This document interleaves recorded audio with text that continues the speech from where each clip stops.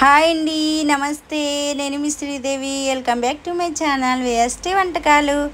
ఈరోజు మీకైతే sweet shop స్టైల్లో ఒక స్వీట్ అయితే చేసి చూపిద్దాం అనుకుంటున్నా.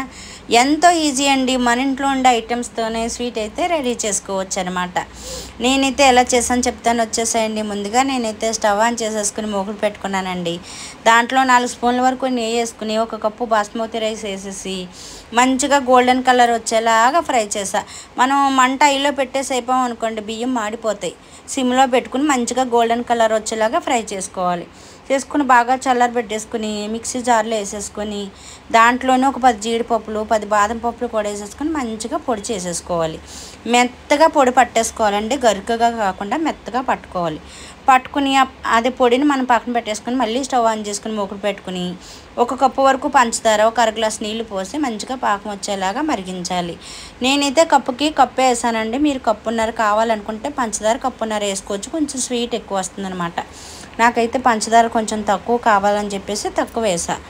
మంచిగా వేసుకుని అలా ఉడుకుతున్నప్పుడు పాకం మనం ముందుగా తయారు చేసి పెట్టుకున్న పొడి వేసుకుని ఉండలు లేకుండా బాగా కలుపుతూ ఉడికించుకోవాలి. మంచిగా ఉడికేటప్పుడే దాంట్లో 1 గ్లాస్ పాలు పోసుకుని బాగా తిప్పుతూ ఉండలు లేకుండా ఉడికించుకోవాలి.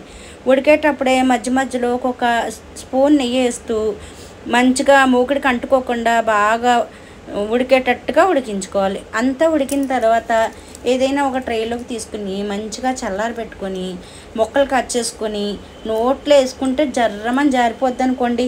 నోట్లో వేసుకుంటే కరిగిపోతుంది అనమాట, అంత బాగుంటుంది అనమాట. ఇప్పుడు ఎలాగ సమ్మర్ వచ్చేసింది కదండి, పిల్లలు ఇంట్లోనే ఉంటారు, ఏదో ఒకటి చేయమని అడుగుతూనే ఉంటారు. వాళ్ళకైతే చేసి పెట్టండి, పిల్లలు ఫిదా అయిపోతారనమాట. ఎంతో ఇష్టంగా తింటారు పెద్దవాళ్ళు పిల్లలు కూడా. షుగర్ పేషెంట్లకి అయితే కొంచెం స్వీట్ తక్కువ వేసి పెట్టండి, ఎక్కువ వేసేయకుండా ఏమన్నాం కదా అని చెప్పేసి.